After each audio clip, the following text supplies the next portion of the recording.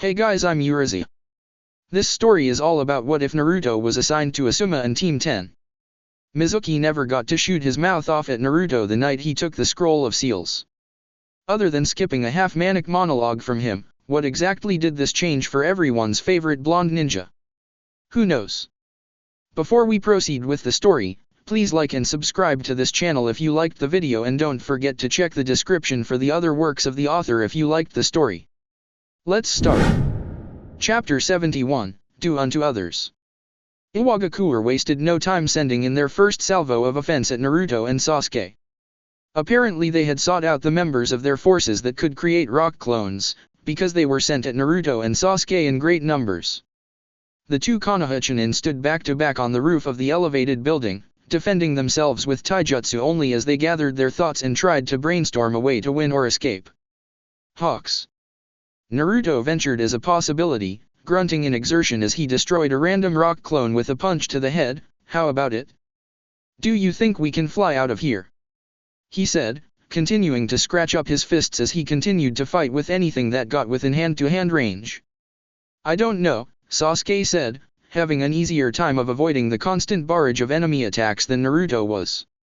Sharingan and Sasuke's reflexes were an unfair combination. If I try to summon one here, it'll just get bogged down by all of the clones anyway.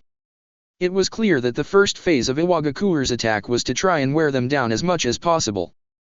Under normal circumstances, this could have been quite the issue, especially against a chakra monster like Naruto, but these weren't normal circumstances. They were hurt and tired from not only running and hiding all over the village, but from torment in prison conditions and from the mentally and physically taxing mission they had been on when they'd been captured in the first place. Their stamina was still better than 80% of the shinobi in the world, but they were drained, and attempting to tire them out before having to fight them for real was the smartest course of action to take. Even if it was just two against all of them, those two were still more dangerous than most anyone would ever know without facing them. Naruto felt the skin on his knuckles break after vanquishing yet another rock clone and decided that enough was enough. Screw this, he said, grabbing Sasuke by the back of his shirt before dragging him to the edge of the building and jumping off of it and the elevated stone tower underneath it altogether. Surprised, but not alarmed, Sasuke found himself more irritated at the sudden decision than actually angry about it. Eventually, he would have proposed himself that they just jump. As they fell, Naruto noticed the walls moving outward, trying to push out and stop their descent quickly and violently. Creating a pair of shadow clones, he used them to shove himself and Sasuke out of the way before they could be hit. Sasuke didn't waste the few moments given to him and summoned a hawk to fly the two of them out. Iwagakure. Something in his gut, though, told him that this measure of action wouldn't work. He didn't know why. Flight wasn't exactly anything that Iwa was known for. Instead of panicking, it seemed as though a summoning of that nature had been what they had all been waiting for. Do it now. Kikuchi bellowed. Every Iwagakure shinobi worked together as one, forming hand seals and pressing their palms to the ground for one great collaboration jutsu, Doton, Daichidokaku, Earth Release, Great Moving Earth Core. Quicker than Sasuke's hawk could tilt up out of its dive bomb, the ground raised around it in a perfect square, trapping it between four narrow walls of rock and preventing it from being a mobile threat. Kikuchi simply laughed at Naruto and Sasuke's plight. Poor kids. You two have bitten off way more than you can chew. Kurochuchi looked to her father and received a nod from him before issuing a command to the other troops in his stead: close it off. They can't fly out, so shut it up. We need them alive. As they worked to close off the opening at the top, a hole was blasted into the side of the rock enclosure to reveal both Naruto and Sasuke, Sen's hawk. Kikuchi cursed aloud. The thickness of the walls had been sacrificed so that the trap could go up quickly. That had been quite the miscalculation. Even without the Kyuubi, apparently Uzumaki had enough brute force to muscle his way out of that kind of trap. With what was known about him, he was a wind user. If Uchiha had softened up the rock first with his electricity, it was probably child's play for the two of them to bust their way out.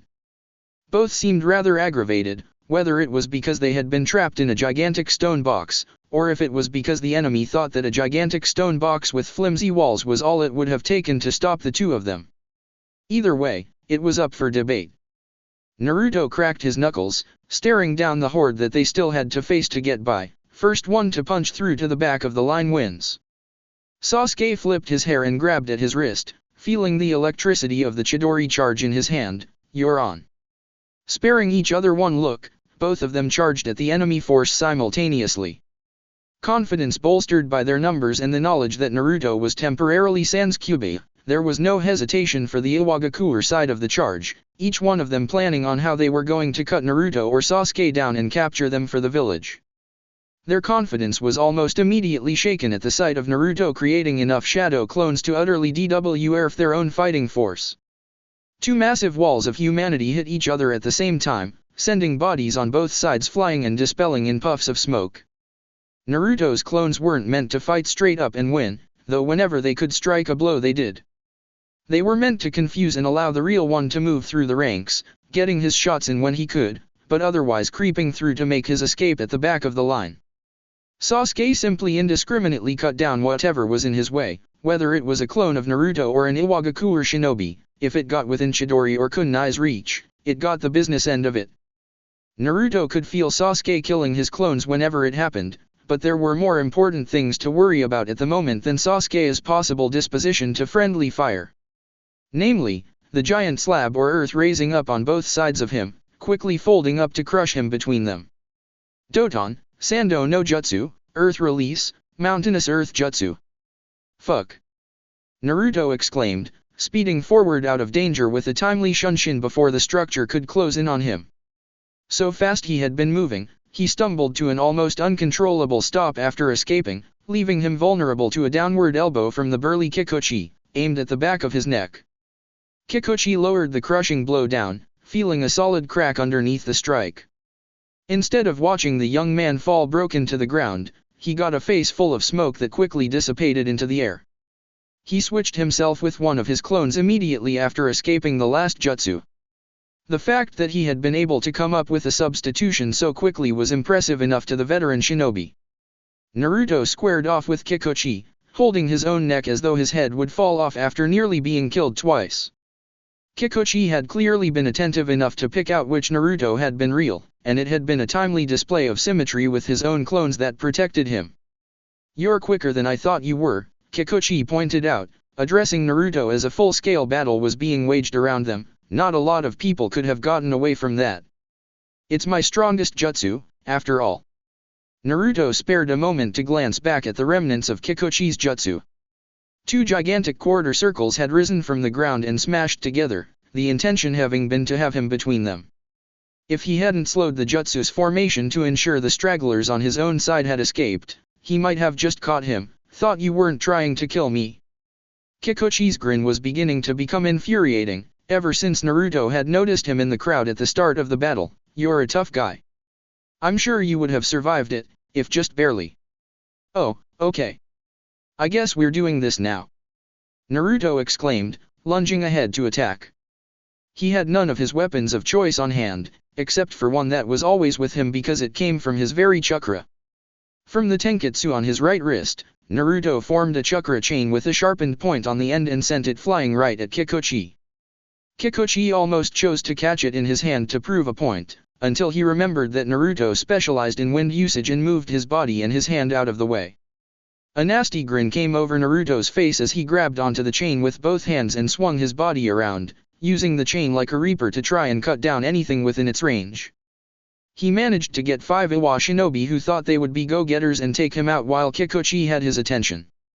They failed and they fell. Bloodily. Naruto didn't need his machete to cut things. He just liked using it as a focal point whenever he threw it with his chain attached. Also, enemies tended to focus more on the murderous flying blade coming through the air than the chains attached to it. It was a good, equally deadly feint to use. The truth of the matter was that the chains themselves were just as sharp as any wind-coated blade. Kikuchi held up his bloodied hand, cut by the slimmest of margins from Naruto's attack as he stared at the blonde young man who stood surrounded by the bodies of his fallen allies. "You think I'm going to be scared of a brat in a stupid chain?" Even though that chain almost took his entire arm off. Naruto held out his other hand and let a second identical chain fall from the tenketsu in his wrist. "Well, how about a brat and 2 stupid chains?" Using the 2 chains like whips, Naruto skillfully swung both of them at Kikuchi, his primary threat on the battlefield. I don't care how many of you assholes I have to go through. I'm getting out of here. The chains cut through everything that they touched. Even when Kikuchi used his earth release abilities to try and raise walls to block them attacks, Naruto was able to slice into them and get to him. Naruto wasn't a fan of using his chains in that kind of way, however. Yes, it was a more difficult attack to anticipate and see coming because of the bends and waves in the chain, of which he had control of every single link, but it was a slow weapon to use when compared to getting in close and using his fists and his machete. If he was using his chain, he preferred to use it as a surprise projectile, ejecting it from his wrist at high speeds for a single move or using it to stealthily attack from underground. Living up to Naruto's fears for the use of his chakra chains, Kikuchi eventually found an opening between the two-pronged assault and rushed at him, making 6 hand seals before amassing a large amount of rock around his right arm in the form of a fist, Doton, Kengan no Jutsu, Earth Release, Fist Rock Jutsu. The sudden increase in the range of Kikuchi's punch hadn't been something that Naruto had accounted for when he started dodging. The blow struck him on the right shoulder and sent him flying, spinning through the air like a top.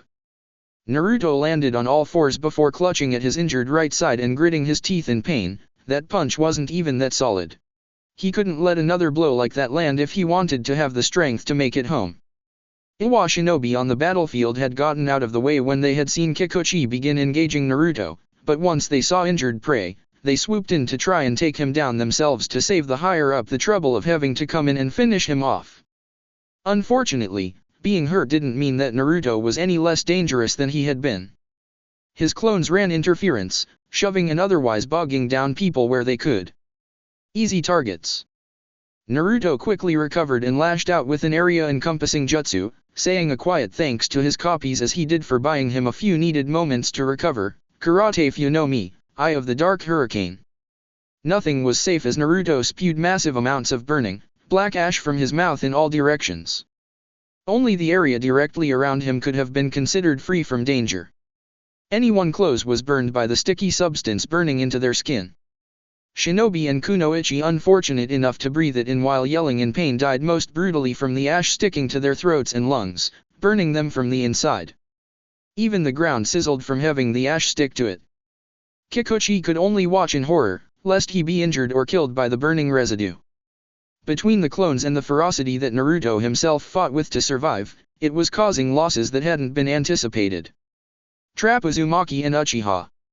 Capture them so that they could be used for the betterment of Iwagakure. It was supposed to have been simple. They were exhausted. They were fighting with several handicaps against them. So why was something like this happening? The best and brightest of his village.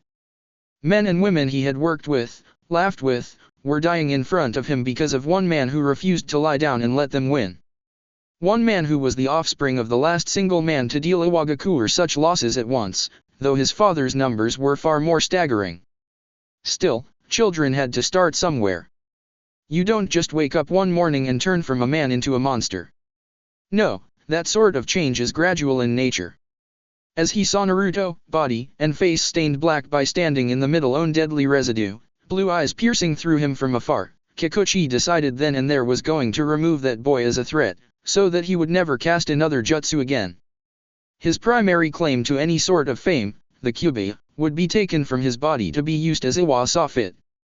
As the military tool that it was. Then, and only then, would Uzumaki Naruto be allowed to die. You gonna keep on staring, or are you gonna fight? Naruto asked, his tone grave. He never took his gaze off of Kikuchi's own, even as the man was clearly wishing death and dismemberment on him from afar. I'm not gonna keel over and croak just 'cause you're pouting. I'm going to rip you limb from limb, but you can take it, Kikuchi repeated from earlier with a growl. You're tough, right? Naruto stood straight up and removed his left hand from where he had it holding onto his right side. In the middle of his ash-coated chest, Naruto drew one circle inside of another and stood with his arms out wide. You wanted me captured for the 9 tails. That was your big plan for me, wasn't it? He asked, displaying the bullseye on his body. I'm not rolling over. Not for Akatsuki, or for your dumbass village. But you can still come and take it yourself, if you're man enough. Kikuchi moved a step forward to take Naruto up on his offer, when the earth shook and a deafening roar rang out. The last thing he saw before fire overtook them was the sight of a vicious grin on Naruto's face. Meanwhile, underground, Iwagakure underground cavity. Those boys would pay. For every villager that died, one of their comrades would get the chance to exact some kind of revenge against them before they were used for their purpose. Oniki believed that this was the way things should and would go. The operation was supposed to have been simple. Naruto and Sasuke were supposed to have holed themselves up in the only place where they might have been able to make a stand, inside of the building that had been isolated during the evacuation procedures. Either that, or they were supposed to have tried to run away and failed. They had been intentionally given one gigantic gap in the formation to make a run for it. They were not supposed to have stood and fought. They were not supposed to have been good at it. Naruto's ability to use shadow clones had been overlooked when Kikuchi brought him the plan for how to handle those boys. Oniki himself had seen just how many Naruto could make at once, though that had been years ago. Still, they had only been used for a suicide attack, so their effectiveness in actual combat in numbers that large had been thought to be low. 4 years later, and now it was apparently enough to give a fighting force of actual flesh and blood ninjas trouble. If you want something done right, you have to do it yourself, Oniki said to himself, walking with his massive, rotund bodyguard Akechuchi as he headed for a way to the surface. The entire village had been moved far underground temporarily by a special force of Earth Release Ninja to not only protect it from the battle, but to make sure that Oniki could step in if need be without putting the place he loved at risk. Akechuchi, when we get up top, I want the battlefield cleared. I don't want anyone caught up in what I'm going to do to those upstarts. He would have been lying if he said that he hadn't been looking forward to smacking those two down even before they had made sport of his loyal shinobi force. But now, he could hardly keep his fingers still under his robes, anticipating how much he would enjoy showing those two just how far down on the totem pole they really were. Nice bug-out shelter you've got here, old man. Oniki stopped walking as he heard a familiar voice further along the air shaft to the surface he had been using to reach the battlefield. His wrinkled features slowly twisted in a scowl, as in the low light of the large passageway, he could see a tall figure with white, spiky hair leaning against the wall. Jiraiya, the Chuchikage said, Akechuchi immediately preparing for a fight upon hearing the famed ninja's name, I would say it's a pleasure to see you again, but I'm not up to telling bald-faced lies right now. Then I'll make this quick, Jiraiya said smoothly, moving off of the wall, I want the boys. Give them up. Call your dogs off right now, I'll leave, and that'll be the end of it. We can all get on with our fun-filled, carefree lives. No one else needs to die today. Oh, no one else will once I get there, Oniki assured him, I'm not going to kill the boys, yet at least. They still have things that I need. You on the other hand have nothing that I want. Nothing that I need. You're just in the way, he said as Akechuchi took a step in front of his Kage, prepared to attack on his order. You're really not going to sick this guy on me, are you? Jiraiya asked, squaring off with Akechuchi, just in case the large man decided to take a shot at him, you know me. You know what I'm going to do to him. Oniki wouldn't even have the time to step in and save his underling's life if he got close enough to try and tangle with Jiraiya. The diminutive Oniki moved Akechuchi out of the way with one hand, taking the younger ninja's position to prepare for battle. Oh no. It's just that Akechuchi is willing to fight anyone or anything for me. That's why he's my number one guard. But this is something I fear he is unable to handle. I don't want to put him at risk needlessly when I can always do it myself. Jiraiya sensed a battle coming and let out a sigh, cutting into the building tension. I didn't come here to fight you. This came as a surprise to the Chuchikage, who had always taken Jiraiya to be the most foolhardy of his rival Kage Hiruzen's prized students. Really? You plan on trying to negotiate when you hold none of the cards? No, I think I hold a lot of the cards, actually. And just why do you think that? Because of where we are right now. Or more specifically, where your village is. Oniki knew a threat when he heard one. He also knew that Jiraiya had the strength to carry it out. How though? He had no idea. What have you done? It's not what I've done. It's what I'm going to do, if you don't end this battle now. Moments ago, above ground, on the battlefield. Sasuke had gotten separated from Naruto somewhere on the battlefield, which was just fine. He and Naruto didn't need to be together for the plan to work. When it was time, Sasuke would know it. Naruto's clones were doing a good job of setting it up where they could if the black plumes of smoke and ash in the air were any sign. Iwagakure were fighting disciplined at least. Anyone that saw him and didn't engage him directly did their best to keep him corralled and prevent him from trying to run away. Or maybe they were just trying to lead him into something. Yuton, Sekijyo no Jutsu, Lava Release, Quicklime Congealing Jutsu. Sasuke dodged a large, gray substance, shot at him through the air. Instead of hitting him, it splattered off of the ground and began melting into the rock surface. He could just imagine how bad off he would have been if it had hit him. He didn't say a word as the lithe figure of their former jailer Kurochuchi came at him and engaged him hand to hand. He was quicker than Kurochuchi, but she was extremely difficult to hit. Her ability to slip out of the way of his attacks without needing to block any of them had a way of getting on his nerves. She wasn't even trying to move and encounter, content with just dodging, waiting for the optimum moment, not willing to take a chance to create it herself. Sasuke kept hitting nothing but air. He couldn't anticipate her moves and counter them before she tried them because she took no action independent of her own. Recognizing this, Sasuke stopped fighting, allowing Kurochuchi to move safely out of his range where she too came to a stop. "What's the matter?" she asked, out of breath already. Instead of dignifying her with a response, Sasuke looked through her and around her, trying to see if he could locate the real Naruto amid the chaos going on around him. The number of Naruto clones running amok was dwindling quickly. Very soon, it would be down to just the two of them again. Kurochuchi noticed Sasuke looking around and quickly found where she saw her father Kikuchi fighting against Naruto. Her father wouldn't have wasted the effort on fighting a clone without being attacked first, so that one had to be the real deal. To be ignored in the middle of a fight was more of a slight than her considerable pride would allow. "You think your friend is fighting the stronger opponent?" Kurochuchi asked. Sasuke wanted to respond that Naruto wasn't his friend, but instead focused in on the more important part of what she had to say, "I'm stronger than my dad is." Intrigued by that prospect, Sasuke slowly rolled his eyes back over to her. "That still doesn't mean you're stronger than me. You say that, but you're running on fumes." Kurochuchi formed the bird hand seal, bringing up spikes from the ground to try and skewer Sasuke. "Doton, Doryuso, Earth Release, Earth Flow Spears." He was tired.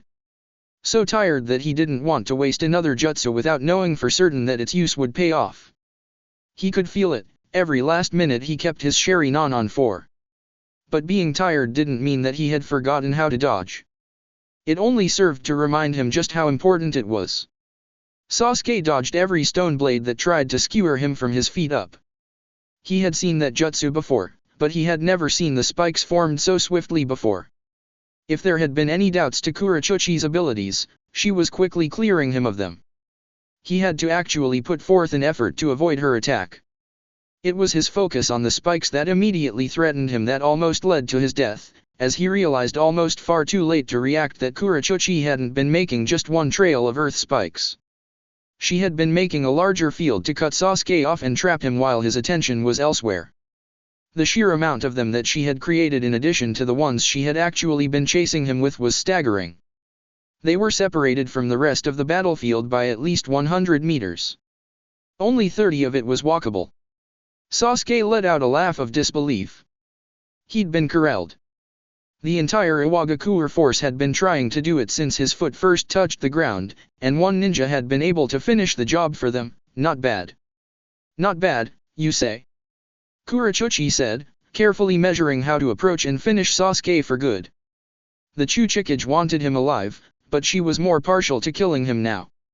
They could figure out the secrets of working the Sharingan if the eyes were passed down over time. The eyes were all they needed from him.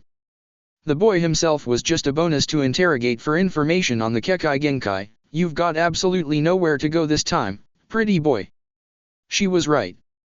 There wasn't anywhere to go but straight ahead, right at her, and she would be ready for him, whatever he chose to throw at her to make his move.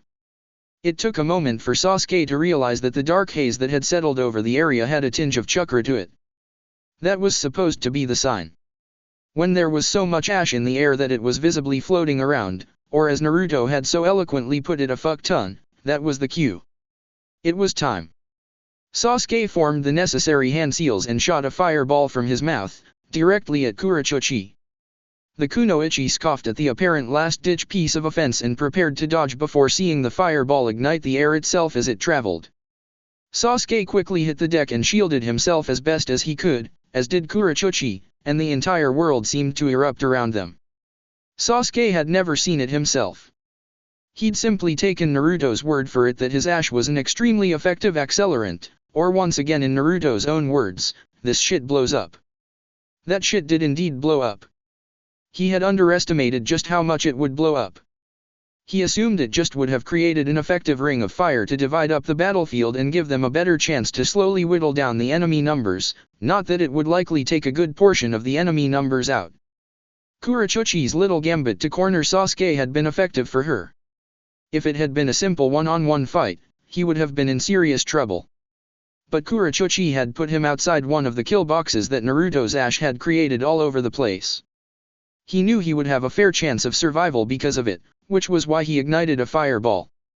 His ears rang loudly as he slowly picked himself up, clawing at the rock underneath him to get a grip. The air was hot and strangled him. All he could see around him was smoke and fire. Yeah. Not bad, Sasuke muttered to himself, surveying the scene around him. He remembered Naruto telling him that he had used a massive amount of his ash as Soraku burned. If that were the case, and it touched Itachi's Amaterasu flames that had engulfed much of the city, it was no wonder the entire thing was blown sky high. The groan of pain and accompanying coughs turned Sasuke's attention to the sight of Kurochuchi lying on the ground, surrounded by what little was left of what he figured was a hastily constructed defensive fortification. It worked for the most part. Though she looked to be pretty bad off, it should have been worse. For instance, she should have been in several large pieces scattered all over the place. Kurochuchi's head simply wouldn't stop swimming. She felt nauseous long before she ever registered the feeling of the burns on her left arm. The long red sleeve that used to hang from it was now cinder, stuck to the charred flesh of the limb. Her vision began to focus, and she eyed Sasuke in the near distance, sizing up her condition as she began to stir. Remembering that she was supposed to have been in a fight to the death, she tried to get up, only for pain to seize her as she dragged the injured half of her body against the rock beneath her when she tried to move. Sasuke almost felt pity for the pathetic sight, had he not understood that she would have immediately sought to murder him where he stood if she had reached her feet. Separated by flames and jagged upturns of rock, Sasuke turned his back on Kurochuchi instead of trying to navigate that mess in order to get to her and finish the job. He wasn't there to fight a war. He didn't even want to be there in the first place. Every action he took was supposed to get him a step closer to leaving Iwagakure quicker. Kurochuchi watched Sasuke's back as he turned away from her and began to walk off. Breaths coming out in heavy, pained puffs, she managed to push herself up in a seated position with her good arm to shout at him, "Hey! Get your ass back here! We're not done yet!" Iwa had risked too much just trying to keep him there for those damned eyes. They had lost too much when he'd fought back against their plan to trap him and Uzumaki. They couldn't get nothing out of this in return. Otherwise, what had all of those shinobi died for? Ash and fire? Sasuke turned his head around just enough to look over his shoulder. "You think you're so special that I'm going to waste more time to kill you when I've already won?" he asked, not expecting a realistic answer. Tisk. "You're not that important." His attempt to walk away and leave it at that failed when a gigantic curved wall sprang up, blocking his path and forcing him to turn back around. The Tomo in Sasuke's Sharingan eyes spun, reflecting his anger as he caught sight of a small unit backing up Kurochuchi and assisting her with her injuries on the ground. How many of these people did he have to cut through before they got the point? He didn't have enough chakra to keep doing this. He'd had to wait for a golden opening in order to justify using as much as he did against Kurochuchi. "You don't get it, do you?" one of Iwa ninja said to Sasuke, able to see the look on the Konoha Chunin's face. "If it's an order from the Chuchikage, if it's an order for Iwagakure, a real Iwa shinobi follows it without hesitation, even if it means death." Sasuke stepped away before feeling the cold rock of the wall behind him against his back, trying to buy as much time as possible to assess his chances. How healthy were they? Healthier than they should have been after an entire battle, if they had been fighting Naruto's clones head-on. It was entirely possible that these were fellows that had been held in reserve, just in case. How healthy was he? Not nearly as well off as he needed to be to keep going at the same pace he had been. His stamina was going to fail him soon. He could keep going for a bit longer, but they were still in the heart of Iwagakure. Whoever came after he got rid of these guys would have a better chance at finally putting him down than they did. And so on, and so forth, for as long as the fight continued. He wasn't thinking about giving up. Not for a moment. He would die first. But it was like a single ant running into a rival hill and expecting to take on the whole colony. Even if that one ant was far bigger and wound up killing a respectable number of them before it went down as well, it just wasn't going to happen. Taking the high ground, Sasuke leapt back and jumped up to the top of the wall that had been originally erected to cut him off. If they were trying to keep him in place with just that, they were woefully mistaken. As he prepared to fend off the inevitable assault, a better view of the battlefield brought a new feature to Sasuke's attention. Someone was cutting a swath through the Iwagakure forces as they were polishing off the remainder of Naruto's few surviving clones. The individual didn't stop for a moment, plowing a straight line ahead. Anything in its way went down, violently. What the hell is that? Sasuke asked himself, watching Iwa Shinobi get tossed away by some kind of man on a mission.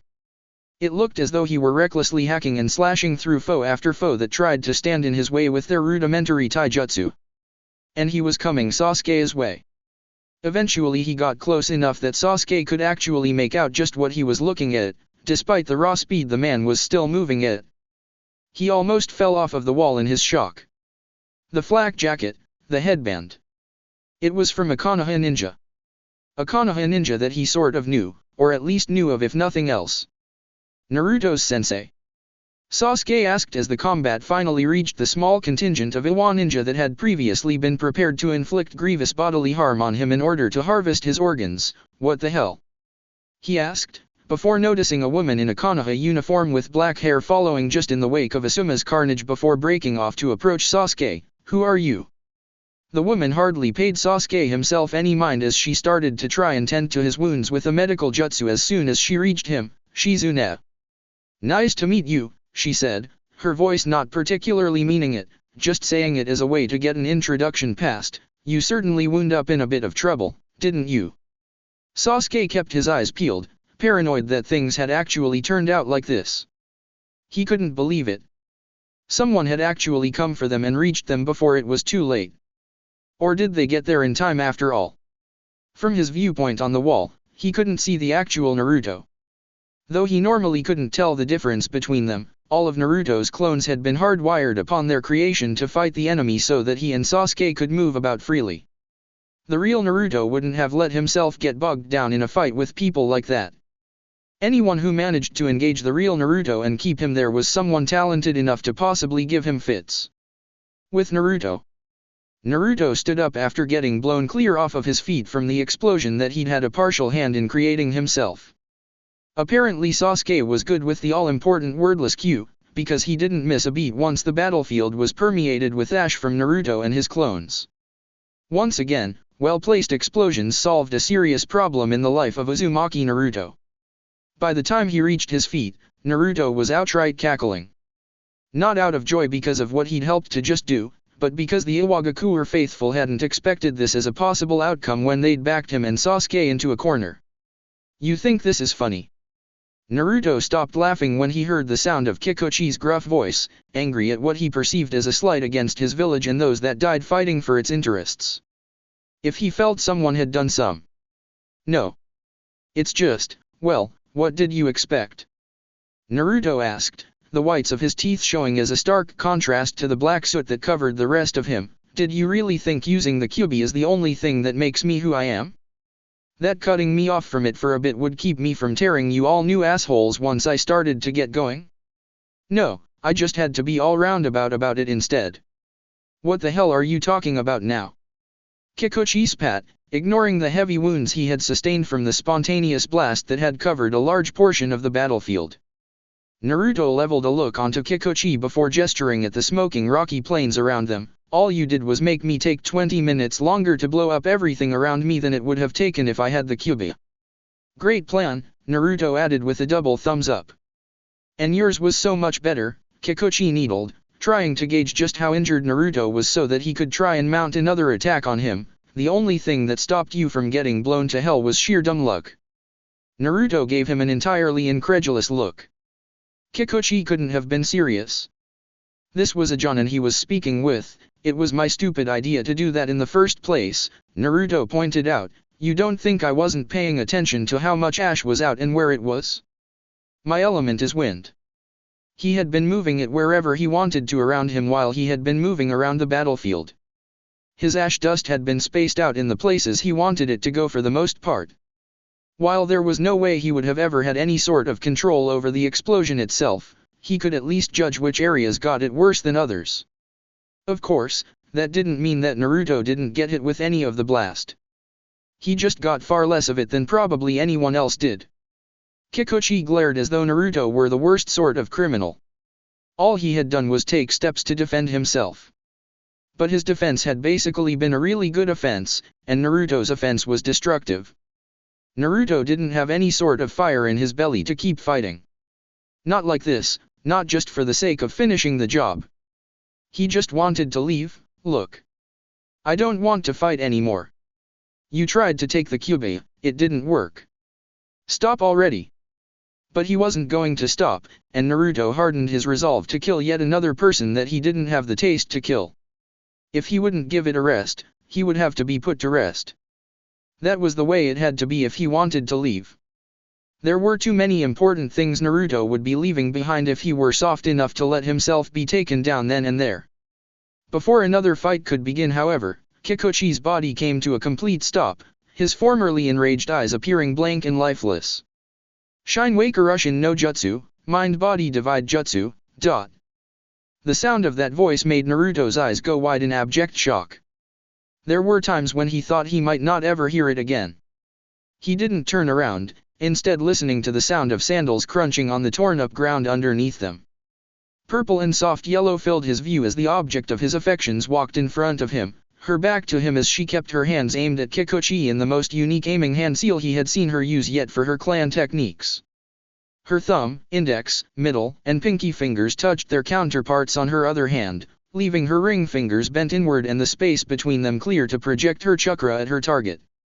Whatever she had done had taken over Kikuchi's body in a way that left her in full control of her own, as she dropped her hands and walked directly to Kikuchi, a no-nonsense look on her face as she growled out her demand to the Iwagakure elite, "Walk until the soles wear out of your shoes."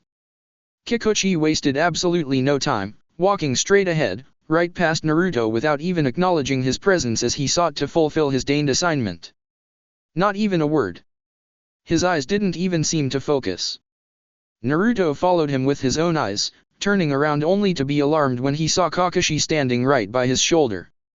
"I was going to do something first, but she beat me to it," Kakashi said, cutting off Naruto's surprised exclamation before he could even make it. "You didn't look like you wanted to kill him," he pointed out. Naruto frowned as though there were something bitter and disgusting in his mouth. "I think I did enough of that today." Most of his clones had been dispelled in battle. From their memories, he'd gotten more than his taste of taking lives. "You guys found us." "How?" "Oh come on," Kakashi gave Naruto a pat on the shoulder, his eyes crinkled in a smile as he thought of a joke. "You may not know this, but I was always great at hide and seek. Just ask Sasuke." Naruto shook his head with a smile. He didn't know very much about the man that had apparently been his father's student, but he knew enough about him by now to recognize that Kakashi wasn't the type to give you information that you didn't absolutely need to know painlessly. The sound of light steps on the ground caused Naruto to slowly turn back around and face the girl he'd left behind in Konoha. It was only supposed to have been for a few days, and she wasn't supposed to have crossed border after border just to come and get him. It was a rush to know that she would, though. Ino had needed some time to process that she'd actually found Naruto after she'd first reached him on the battlefield. After the vicious streak of vindictiveness that ran through her when she saw Kikuchi trying to victimize him, everything emotional that she'd been trying to hold back for the better part of a week came roaring back with a vengeance. Tears stained her face as she reached out and held Naruto's face in her hands, her thumbs stroking his ash-covered cheeks, tracing the whisker markings that branded them. Naruto simply closed his eyes and relaxed into the touch, letting her do as she wanted. "Long time no see, Ino," he said. Ino's breath hitched as something in between a laugh and a sob came from her mouth. "Yeah. Yeah." She tried to come up with something charming to say, failing, and giving up with a shake of her ponytail as she leaned forward and gave Naruto a kiss. "Ugh. You taste gross," she said before kissing him again. "I feel gross," Naruto agreed after they broke apart for the second time. Ino's hands and face were smudged black from where she had touched him. "Are you okay? Was she okay?"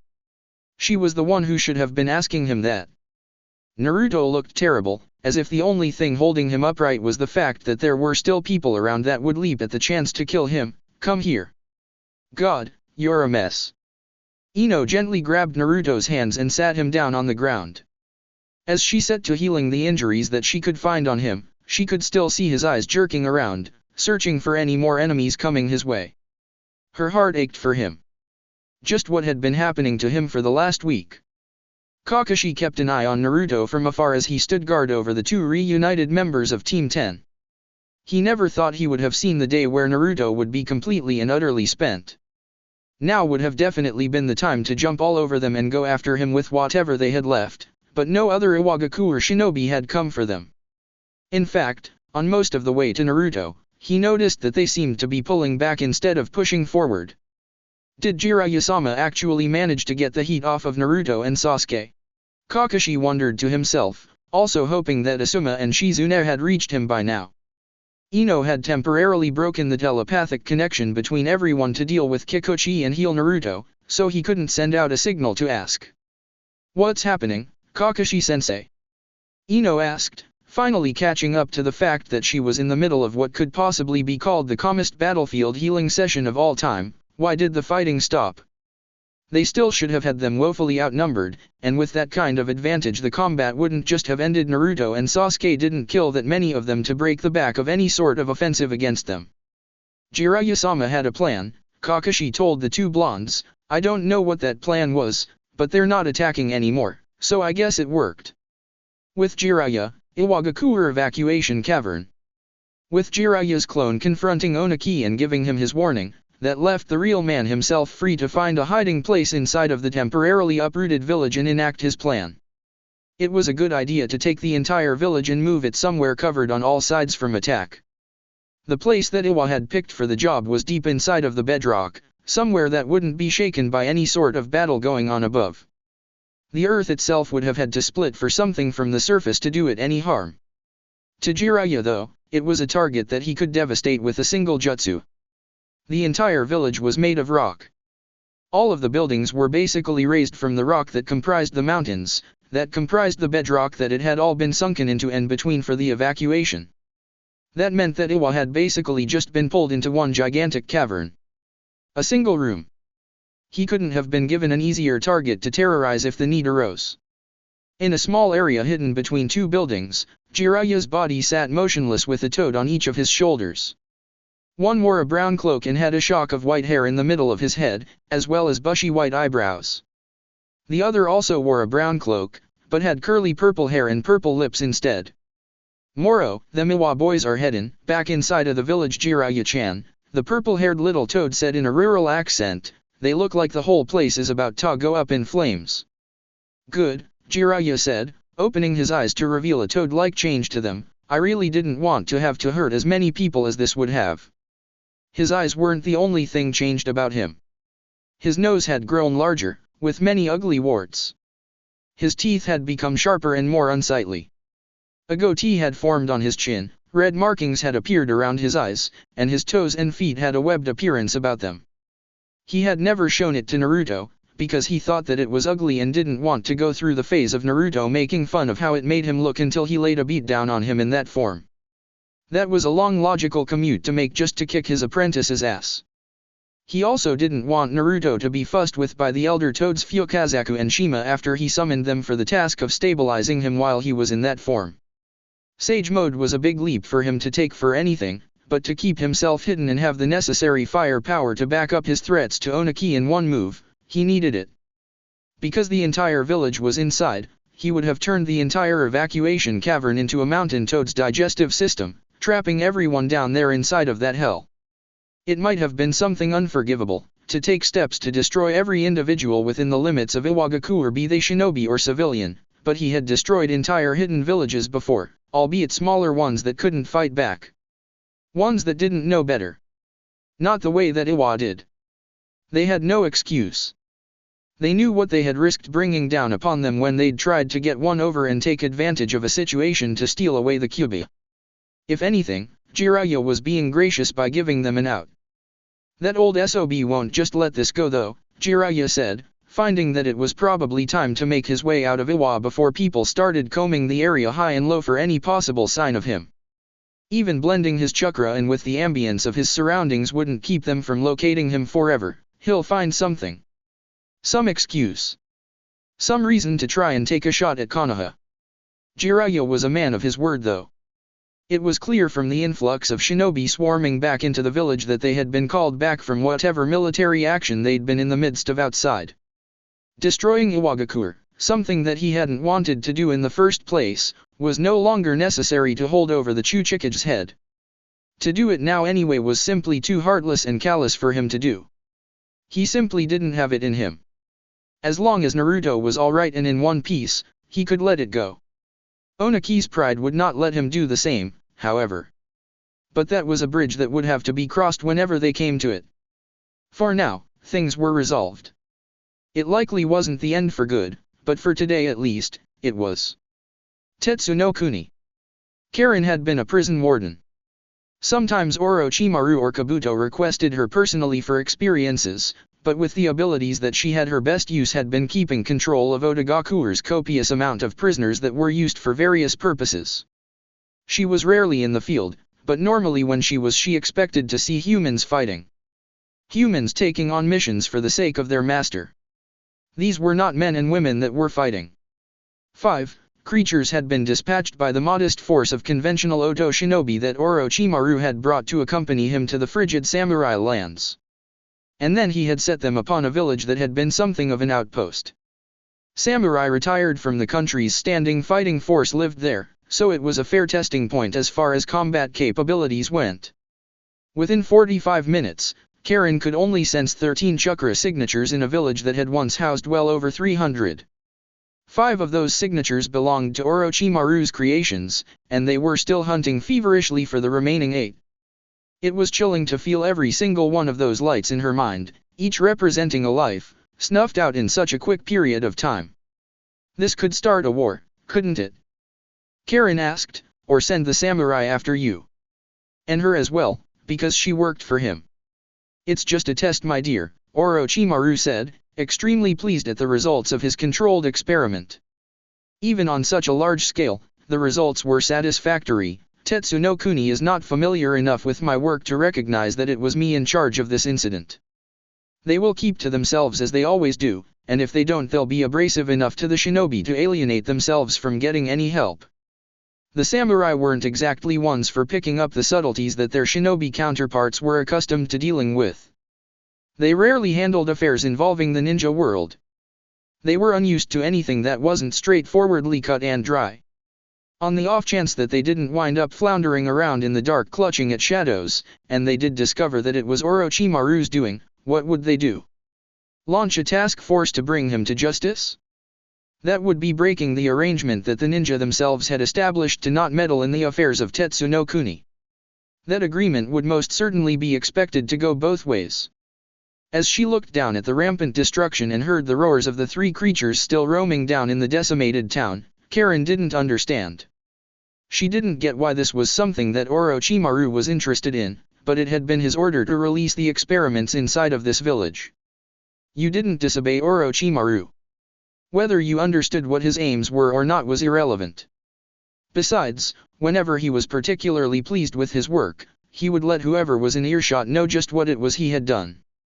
The white-skinned man noticed Karen's complete and utter discomfort, and they were standing a safe distance away from any of the horror going on below them. There was no one in the world who could sense chakra the way that she did. He could only imagine what she could feel. Orochimaru-sama, on Earth how did you create monsters? Her question amused Orochimaru more than anything else. It does seem that way, doesn't it? He said with a smile on his face, but I can assure you, they are all just as human as you or I. Karen let out an involuntary shiver. The thought that any of those things had anything in common with her, especially enough to still be considered human, was chilling. Of course, when such a thing was said using Orochimaru as a reference for humanity, it didn't mean much. The man was barely human in the slightest. I have always been interested in the idea of making my own Biju-less Jinchuriki, Orochimaru explained. And indeed, his curiosity as to all of the things that went into the creation of a Jinchuriki had even led to him finding his way into Akatsuki's ideals for a time. For what is a Jinchuriki, other than a being putting its own humanity at risk to seal away a powerful being of chakra? And that was what he had done. He had not sealed an actual creature into these people. He had sealed chakra. His chakra. More specifically, the chakra of the Sanba within him. Granted, the finished product isn't what I first anticipated, but still, it may turn out better than I originally wanted, Orochimaru said, critiquing his own work. Imagine, a perfect death machine. No mind. No conscience to be swayed. Only pure, unbridled bloodlust. And since they come from the chakra of the Sanba within me, Yokomaru's powers allow me to control them. He had a weapon that he did not need to motivate to fight and die for him and his ideals. No matter what the target, these beings would march forward and eradicate it or be thoroughly vanquished in the process. It was the pinnacle of the human modification projects that he had been experimenting with for years. He had turned human beings into artificial Jinchuriki. Beings of nigh limitless power, and the only application these fool-hidden villages could see for them was to stick them inside of people and use them for nothing more than last resort super weapons.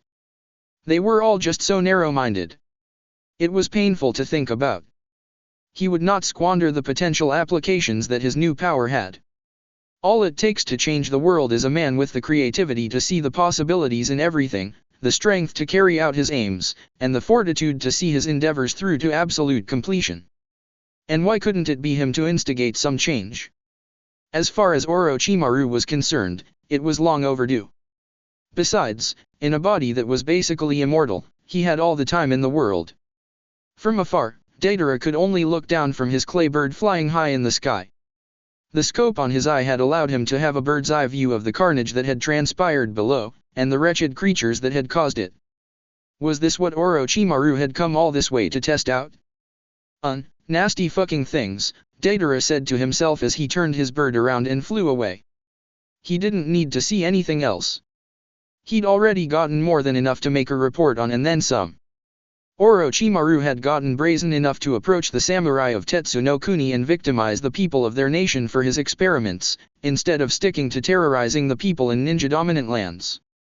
He was also finding unique ways to make the most out of his possession of the three tails. Pain would not be happy to find out that Orochimaru was already finding ways to use the Biju as a weapon without even having all 9 of them. That on top of losing Itachi and Kisame's strength. Things were going to change soon in Akatsuki.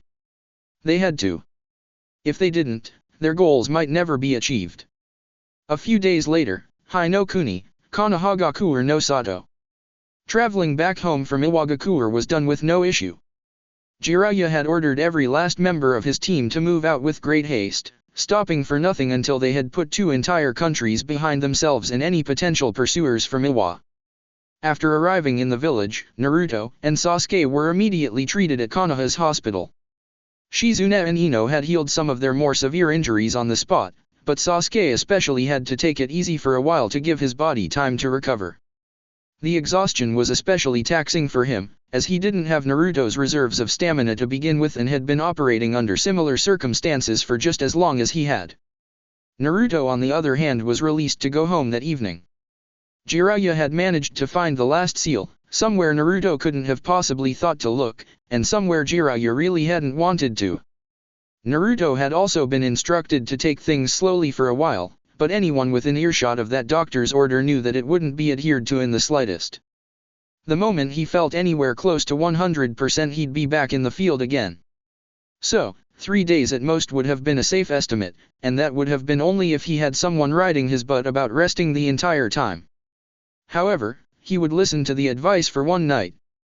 All cleaned up and dressed in clothes that had been bought for him as a temporary fix until he could get to more of his own, Naruto opened the door to his apartment and flipped on the lights, followed closely by his temporary shadow and Yamanaka Ino. She hadn't let him out of her sight for a moment since they'd made it back to Konoha. It wasn't as though he minded it. The attention was kind of nice, really. But she had her own life to live and things to do as well. He didn't want her to fixate on him when she had so many other things to attend to as well. "You don't need to stick to me like glue," Naruto said, trying and failing to block a yawn as he walked through his place in the near pitch dark. It was too late to start turning on lights, and he could sense his way through the apartment anyway. "I'm not going anywhere. You can head home for the night. I'll still be right here tomorrow." Ino followed him through the home, stopping short of his room as he went in and turned on the light. She didn't want to say something along the lines of that she didn't want to leave him alone for the evening, because that would just irritate Naruto if she made it seem like she was doing it for him. The reason she wanted to stay was for herself, but saying that would have sounded too needy. She definitely wasn't going to compromise her hard-earned aura of self-reliance that easily. "Well, you were trapped in Iwa's prison for who knows how long," Ino eventually tried to reason roundaboutly to give Naruto a reason for staying. "I know you got checked out at the hospital, but I'm just saying, who knows? They might have put some weird sleeper cell, brainwashing stuff on you. I should watch you for a little while to make sure you're safe." It clearly didn't fly with Naruto if the squinted-eyed stare he immediately gave her in return was anything to go off of. Right, it wasn't that Ino was a bad liar, it was that she was trying to lie to him of all people. Eventually he figured that with everything that had happened, some of it would have gotten to her mentally. Honestly, he wasn't even sure how much of the experience would stick with him. "Well, please, do stay over and make sure I don't sleepwalk and start burning the village down."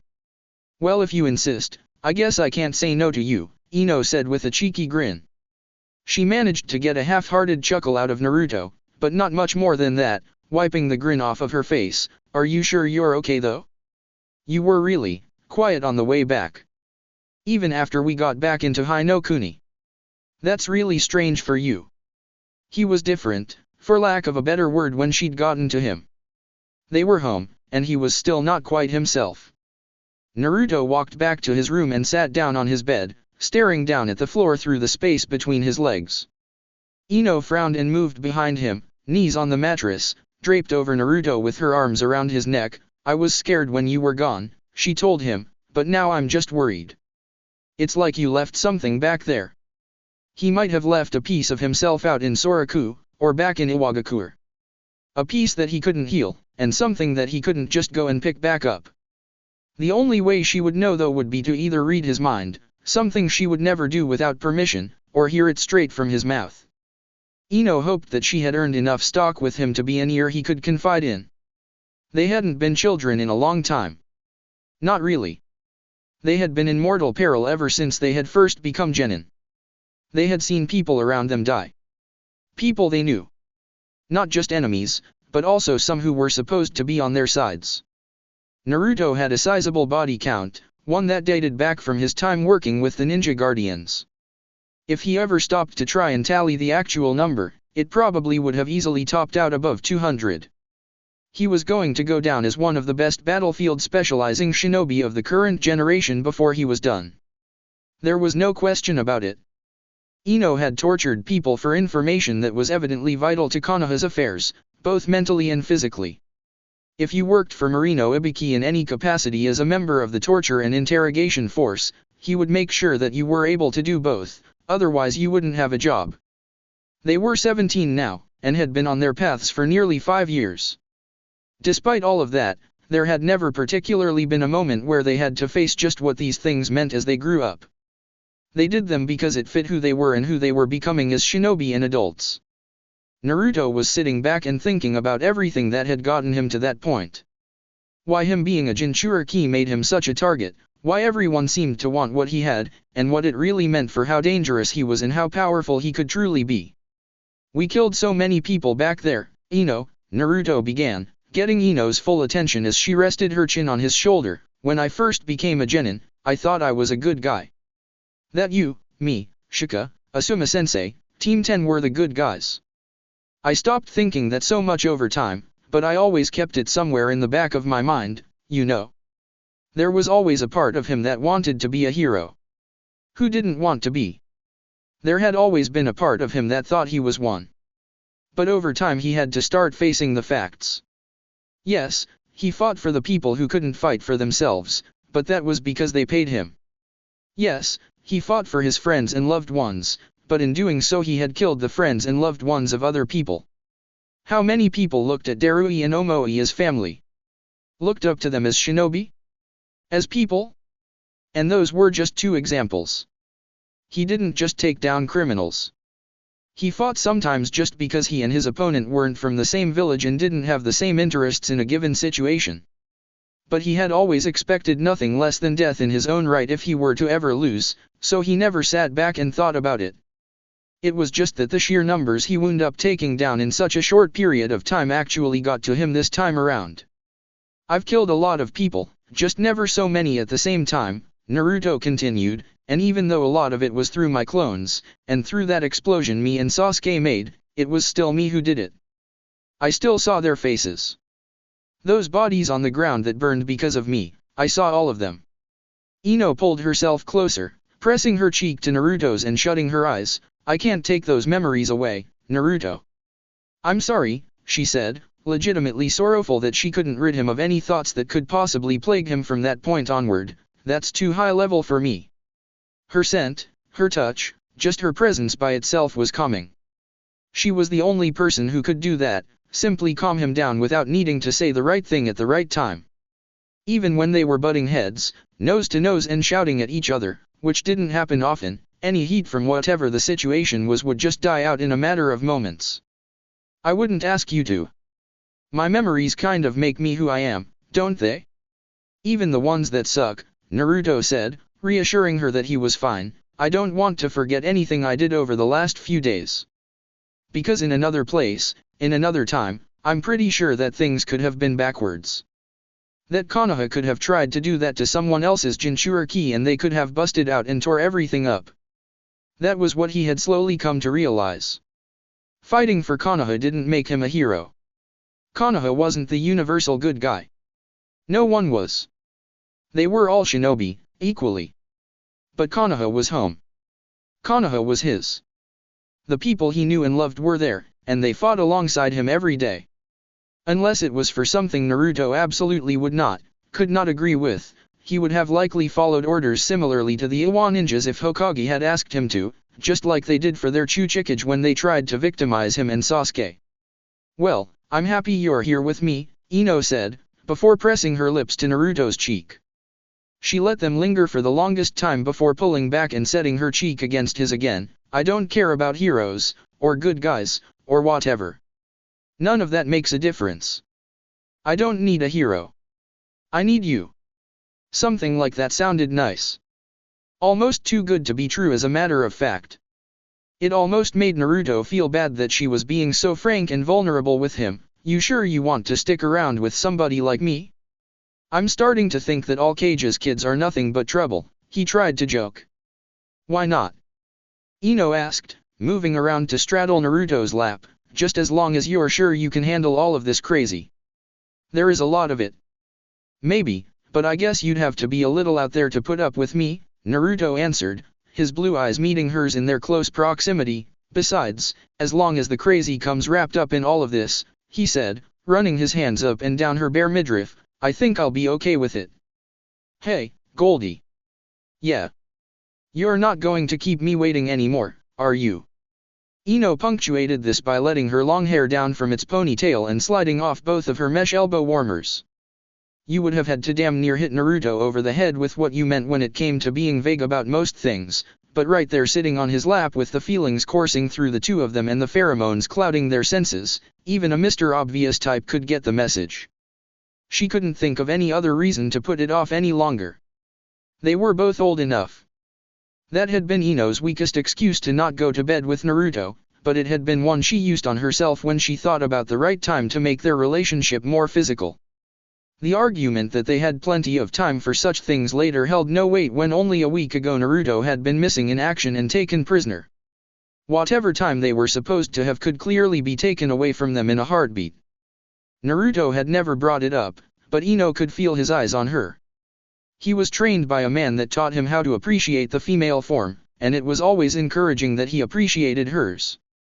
But that instruction was strict looked on touch. Jiraiya was a pervert, but that was where the man's limits sat. For any touching, consent was paramount. Naruto was also something of a gentleman. Such a term could barely be used on Naruto, so it was only applicable when it came to the growth of their relationship. When it was time to kiss, he moved on it when she was ready. When things became more handsy, they didn't become that way until Ino had made it clear that it was expected and encouraged when she did it first. Sleeping over was done with her consent first. He didn't offer it until she took it upon herself to do so initially. So as much as he wanted her, and she knew that he did, it was up to her to show him that it was okay. Lemon start. Ino reached up to her neck and undid the highest button on her blouse before slowly undoing the rest of them, steadily giving her boyfriend a greater view of her chest wrapped in bindings. She smiled roguishly at seeing how entranced Naruto happened to be. "I'm pretty sure you know what to do from here," Ino said, egging him on. Naruto reached up and grabbed the bindings in his hand only to cut through them with his chakra. "I meant take my bindings off." Naruto put Ino down on her back and stepped away to lose his own clothes. All the while he grinned at the pouty look on the topless girl's face at being so unceremoniously disrobed.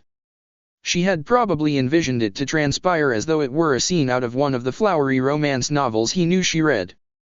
"I did take em off," he said holding up a hand and wiggling his fingers. "Want me to take your skirt off too?" Feigning as though she were giving it a moment of thought, Ino eventually lifted her legs off of the bed as though she were giving Naruto permission. "Yes, but rip my skirt and panties, and I'll make sure you don't remember this when we're through," she said haughtily. Naruto could feel the lie all over her and let her know as much as his hands reached at the waist of her lower garments. "You just said you can't do that," he said, slowly sliding everything off with one pull. Ino didn't fight it for a moment, and Naruto simply relished seeing his girl lying underneath him as bare as the day she was born. She wasn't scared, she wasn't shy about it. She radiated an air of warmth and invitation. "Damn, called my bluff," Ino said with a click of her tongue, winking at her boyfriend and waving her legs up high in the air. "I guess you have me at a disadvantage." Naruto stopped one of her legs and set her ankle against the side of his neck. Ino grabbed one of his hands and pulled him down comfortably between her legs, bringing his lips to hers. Their tongues met and engaged in a back and forth as Naruto ran his hands up and down Ino's body. Ino grabbed a handful of Naruto's hair while she moaned into the kiss. She could feel Naruto's right hand moving down to her hip and fumbled with trying give him enough space to reach between her legs while keeping into their making out.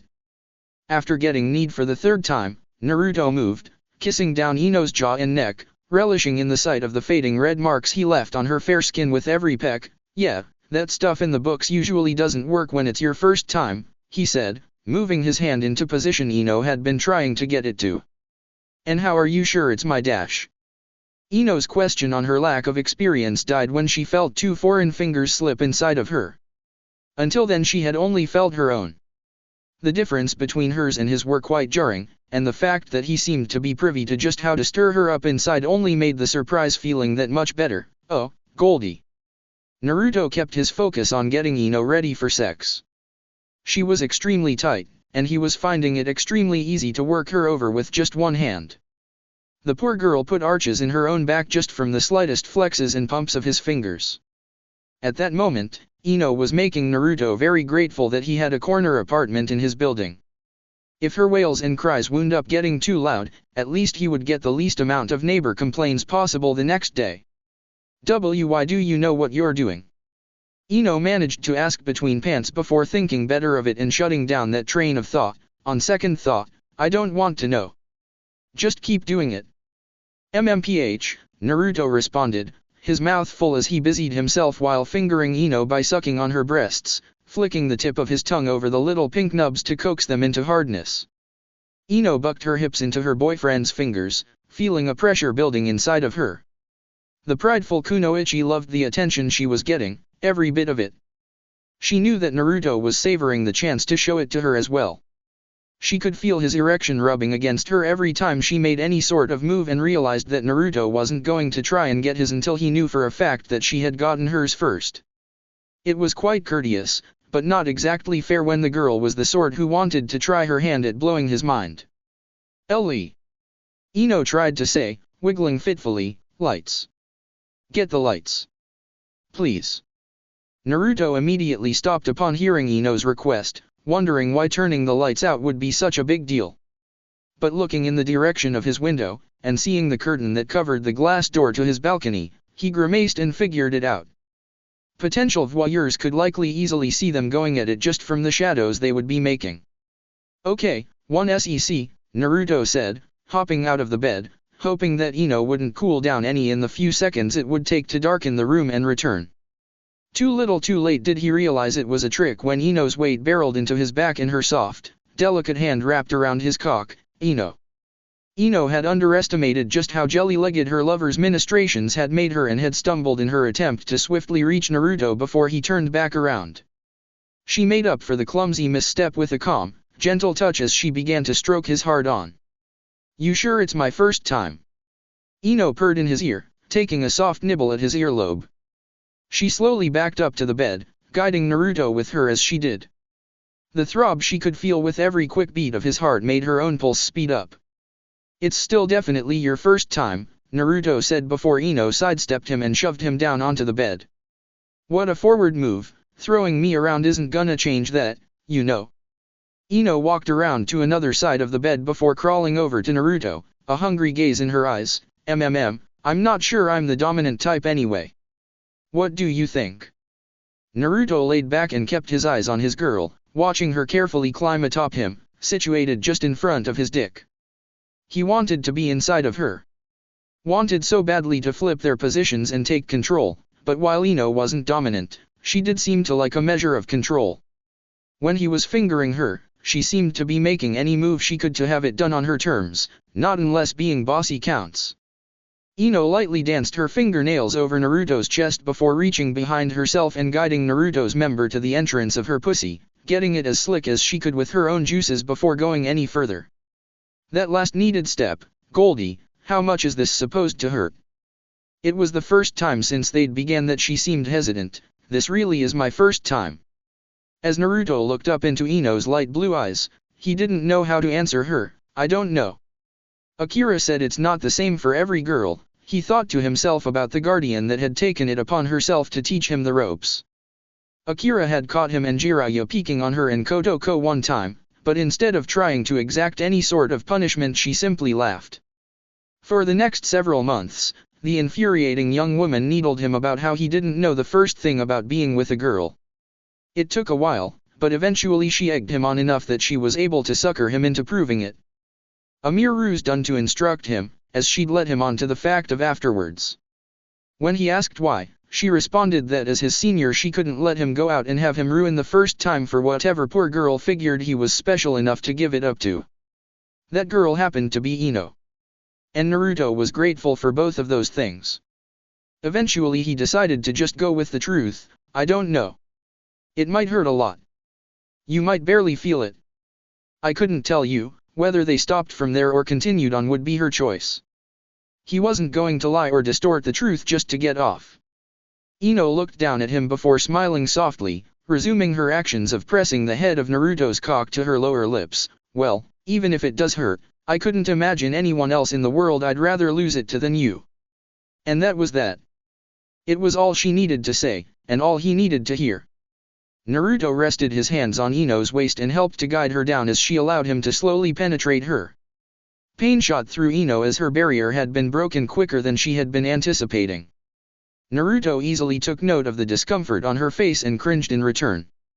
Being inside of Ino felt wonderful for him, but the fact that it hurt her in any way made the feeling entirely hollow. It's not so bad, Ino told him, realizing that he must have been worried. Really, she had felt far worse pains, but it was just that this particular one was in such an awkward place that it was jarring. Just give me a second. The boy underneath her simply ran his fingers over her hips and backside instead of trying to hurry things along. Don't rush. Take all the time you think you need.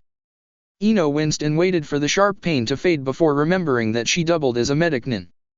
With two hand seals and a wave of glowing green hands over her pelvis for a split second, she let out a sigh of relief. Feeling much better, a caddish smirk formed on her face as she looked down at her would-be prey. "Tell me if I'm doing it wrong, okay?" she asked as she began moving her hips up and down. She set to making her own pace. It was easy for her to go with what felt good, and from the look on Naruto's face underneath her as he helped to guide her movements he felt the same. Naruto continued to let Ino ride him, admirably keeping his cool despite the sensations he was getting from the beautiful girl sitting on top of him. With the soft, warm, wet friction enveloping his member, it was almost too difficult to believe it was actually happening. Ino was his. She was really his. Every time he went in and out of her, it was the most inviting feeling in the world. She had given everything that she was to him. Whether it was for 15 minutes, 2 hours, or it lasted forever, it was a moment the two of them would always have. The last barricade they'd kept between one another was gone. He had felt so comfortable, so warm, so wanted, that he hadn't realized that he'd moved Ino onto her back until he saw her naked form surrounded by his linens, glowing in the pale flecks of moonlight that reached through his curtain. The look in her eyes was one of complete acceptance and want, a willingness to understand whatever she needed to about him to walk by his side and stay with him. It was all there. Ino reached up, placing one hand on Naruto's shoulder and caressing his cheek with the other. "Be gentle," she said. There was no apprehension with her. Only a fondness forged through countless experiences shared, a yearning caused by years of separation, and an elation born from being together in the most certain form. Naruto looked down at Ino with the most serene smile on his face she had ever seen him give her. He would never harm her. Never on purpose. He would maim himself, disfigure his own body before causing her any kind of lasting agony. He began to thrust into her, grunting softly in pleased exertion. Ino's toes curled up in the sheets with every push forward he gave, her breathy pants synchronized with the rhythm he had set. Ino snaked a hand behind Naruto's head and softly pulled him down, touching her forehead to his as they both gazed into each other's half-lidded blue eyes. "You're getting close. I can feel it," Naruto told her, driving his cock into her. One hand rested on the small of her back, letting him get deeper and deeper with each stroke. She wrapped her legs around his waist in a desperate attempt to fight off the sensations that would bring their love-making to an end, but he used his other hand to pin one of them down to the bed at the thigh. "No, Ino. Let it go." It was too much. With Naruto in control, she couldn't slow the pace down when she felt like her climax was close. She kept skirting away from it, but now he was making her face it, and she didn't want him to stop. She was afraid of her release, scared that it would make all of it end. But she craved it. It was the goal. It was in her sights. He was going to give it to her. "Goldie," Ino whispered, her voice shaking. She tried her best to keep from being too loud in the apartment, but it was a losing proposition. Eyes shut tight, her head shook back and forth before she arched her back and let out a loud cry. Her body shuddered and jerked in his arms, driven to convulsions by the first orgasm she had ever been given by another man. Little pinpricks of satisfaction seemed to touch every nerve ending on her body. Blinding white flashes affected her vision. And then she felt the heat of Naruto's release fill her depths. He continued to move his hips until every drop of cum had spilled free from him. Ino fully collapsed onto the bed and held Naruto's head to the crook of her neck. She giggled as his breath tickled her heated flesh. "Good boy," she cooed, running her fingers through his wet hair. Both of them were glistening with sweat, but had never felt so fulfilled. That was fun. "Did you feel as good as I felt?" Naruto tried to push his weight off of the girl beneath him, but the weakness in his arms, and Ino holding tight to him kept him right where he was. That was fine. He didn't want to move just yet anyway. "Yeah. We should do it again sometime." The blonde telepath grinned and wiggled her toes in delight, still tickled from the aftershock of her orgasm. A moment of surprise overtook her when Naruto rolled onto his back, bringing her to rest on top of him. Who needed a blanket? He had an Ino. She whined out of loss when Naruto pulled out of her, but settled for a good cuddle, legs intertwined, the whole 9 yards. She felt safe and happy with Naruto's arm resting around her back, holding her close. Not quite as close as they had been, but all it would take to relieve that moment again would be a single word. That was what it meant to belong to each other. Ino pushed herself up long enough to give Naruto a sprite of a kiss on the lips before coming back to a rest, head on his chest, arms squeezing him like a teddy bear. I love you, Goldie. Naruto shut his eyes with the loving telepathic projection of his girlfriend as the last thought on his mind. I love you too, Ino. Omaka, till death do us what? 7. Jiraiya truly loved the fact that he was born in High no Kuni, the apparent land of fire. The summers were hot. So hot that the women took to frolicking in the many rivers and streams that you could find in any given area. He had been all over the world, but for his money, the highest caliber of women were to be found in the village that born him. There was no place to go babe watching like Konoha. There you are, Ero-sensei. Jiraiya cringed and hoped that the girls under the watchful glance of his looking scope had not heard the loud, boisterous voice that could only belong to his godson and current apprentice. SHHH. Jiraiya wheeled around, finger to his lips, waving his other arm frantically to try and shut Naruto's mouth before he blew his cover. Kid, shut up. I'm doing a thing here. He hissed. Naruto had been looking all over Konoha for his pervert of a godfather. Thankfully he hadn't gone out wandering or spying again. Well, he was spying, but only on girls. I've been looking for you for 2 whole goddamn days. You need to freaking come with me and fix what you did. Jiraiya seemed less than ecstatic to reunite with Naruto under the current circumstances. Especially when he had as many ants in his pants as he currently seemed to. Kid, I have no idea what you want, but whatever you think I did, I want hard proof before you start accusing me of anything. Oh, I've got hard proof. Her name is Shizuka, and she's here in Konoha. Naruto said, taking a measure of satisfaction in seeing Jiraiya's face pale at the sound of that woman's name. So it wasn't just Naruto that dreaded her presence. Come on, you've got to have a way out of this. You got out of it once when it happened to you, didn't you? Jiraiya scratched at his long, spiky white hair. Well, yeah, by basically pawning the whole thing off onto my student, which is you. This was clearly the wrong thing to say judging by the quick flare-up of the Kyuubi's chakra that he could see in Naruto's eyes. Well, kudos to him for holding it back. Hey, if it's any consolation, it should have been Minato or one of my other 2 genin who wound up dealing with this crap. I had them first. Naruto immediately went pale. That didn't help at all. In fact, it was rather disturbing to know that the only thing that kept him from having different parents or being born into a situation where it would probably be awful to be a boy was someone not having an apprentice at the same that time Jiraiya was originally training his dad. Okay, upsetting alternate reality branch aside Jiraiya said, moving things away from thoughts that were clearly making Naruto uncomfortable to think about. I'm here now, so let's you and me put our heads together and fix this. We're both smart guys, right? Naruto didn't even have the self-esteem mustered to lie to himself enough to agree with that. Deflated by Naruto's lack of support as to their situational intelligence, Jiraiya tried a different approach. We both know smart guys who could probably fix this for us, right? Once again, from Naruto's reaction this was clearly the wrong thing to say. Naruto darkly stared in the general direction of the Nara clan grounds, hoping beyond hope that Shikamaru could sense his anger from that far away. If I see my smart guy who could probably fix this for me, I'm tying him to something in the middle of the village. Probably naked, probably painted, and maybe with some kind of animal crap on him. He then noticed that Jiraiya was looking at him oddly. Shikamaru is the whole reason this is all happening. He told her I was here. Jiraiya could hardly believe that someone's best friend would clamp the ball and chain around their buddy's leg like that. Whatever happened to brotherhood? Had it gone the way of the dinosaur? Why are most of the friends that you graduated with dicks? The shinobi from a bygone era asked incredulously. He didn't understand the backhanded camaraderie that he seemed to witness every day.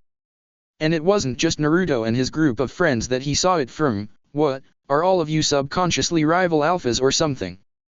Nothing subconscious about it. I am pure alpha, Naruto responded matter-of-factly before stepping up to try and defend his cast of friends. Besides, all of my friends aren't dicks. Rock Lee's actually a pretty cool guy. He didn't graduate with you. He's close enough, Naruto argued before getting back on track. Look, this isn't helping. Everything I've thought of so far, other than finding somebody else to beat her in a fight, would end up with us probably fighting a war or something. Which was bad.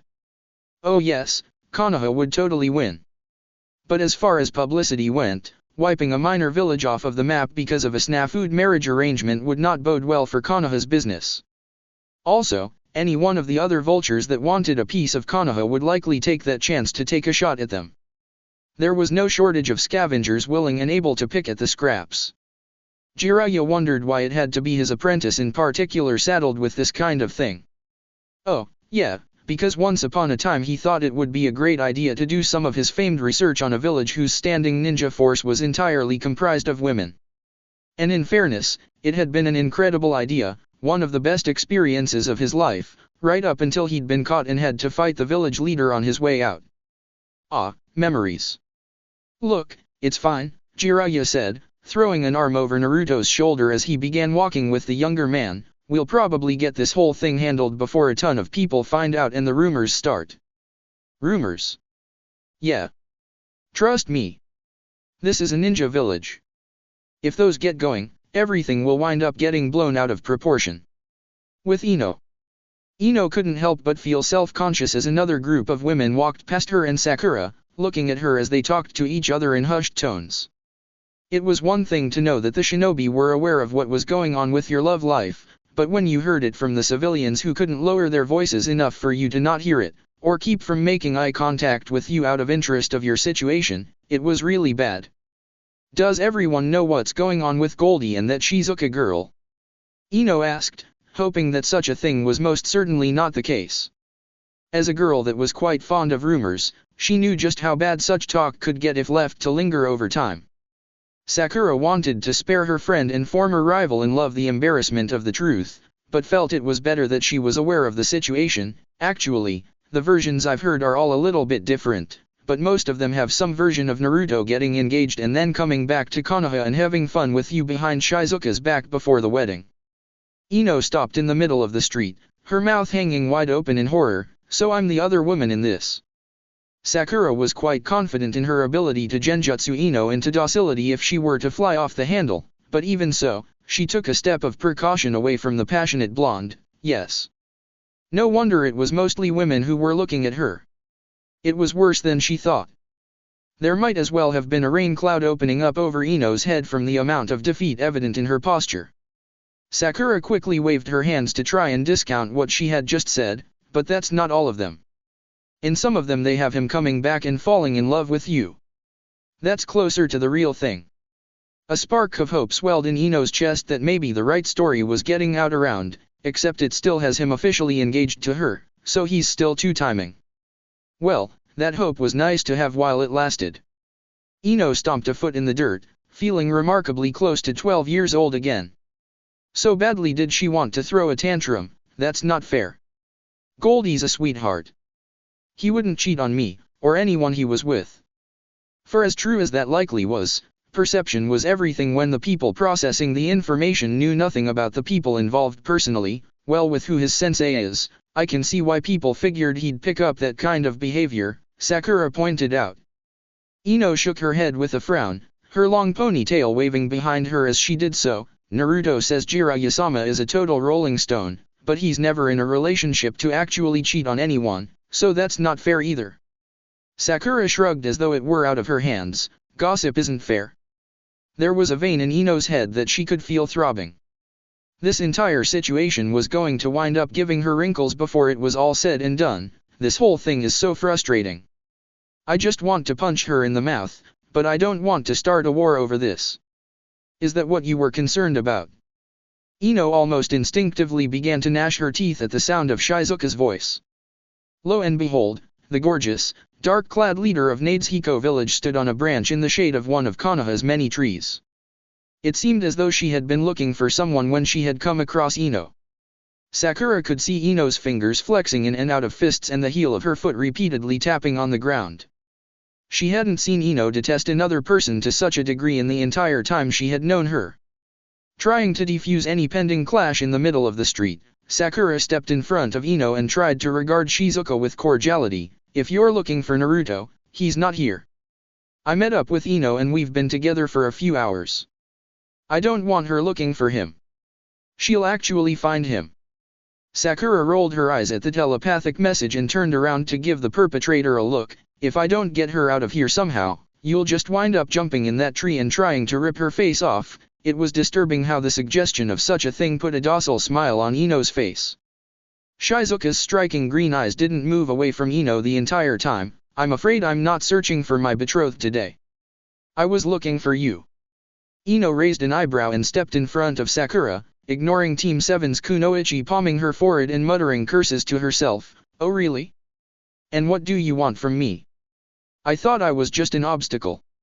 You are, Shizuka agreed before sighing and closing her eyes in apparent resignation. I won't be able to take Naruto back with me. I would have to convince him since I can't take him by force, and I could never do such a thing as long as you and he are together. Ino wasn't certain, as many people didn't exactly tell her they were going to try and cause her harm before doing it, but it sounded like Shizuka wanted a fight. So you're going to try and kill me? No, Shizuka said before pursing her lips in thought. Perhaps more clarification was needed? Maybe. It depends. Not outright at least. I simply propose a duel between the two of us to settle matters. A duel? They weren't a pair of old-school samurai, they were kunoichi. Are you insane? You can't literally fight for someone's boyfriend. Goldie's not some trophy or a prize. What kind of customs made it completely feasible for her to figure that fighting for the possession of another human being was okay? Shizuka was surprised at being so mistaken. You won't fight me? She had assumed that someone as spirited as Ino would have leapt at the chance to fight her and put an end to everything once and for all, even if I said that I would leave Konoha immediately and never return. Hell no. Ino snapped, trying to ignore just how tempting that setup was. On top of everything else wrong with what you just said, you've got diplomatic immunity or something. I would never disgrace the terms of a duel, nor would I abuse the goodwill of my own village in such a way, Shizuka assured her, placing a hand over her heart. Fight me. If you win, you will never see me again. If I win, you will relinquish your claim on my betrothed. You will relinquish any claim you have over him. I will be free to pursue him without you as an obstacle. That way that Shizuka constantly chose to describe her, as an obstacle, as though she weren't even a woman. It was as if she implied that anything she'd built with Naruto was worth nothing, meant nothing. Every moment they had shared didn't matter, because she didn't matter. Sakura didn't share Ino's hard-earned talent of telepathy. She didn't necessarily need it though, as she could see the gears turning in Ino's head and read her shift of expression like a map. Ino, no, Sakura said, speaking through the grit of her own teeth. Ino, seriously. No. Fucking no, Sakura accentuated with a sharp tug of the girl's arm. Sakura was right. Ino knew that she was right.